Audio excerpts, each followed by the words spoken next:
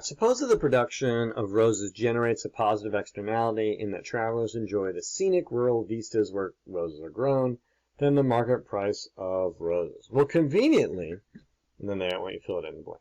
The convenient thing is that down here is a graph of a positive externality, and that is exactly what they're talking about.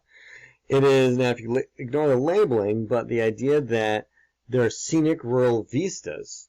So there's actually more an external benefit, which is the difference between marginal personal benefit and marginal social benefit. There's this external benefit that increases. So when we're asking this question about what it is, the market price is less than the marginal social benefit of roses, because that would be higher up here, where it's actually the price is down here. So the answer is 23A.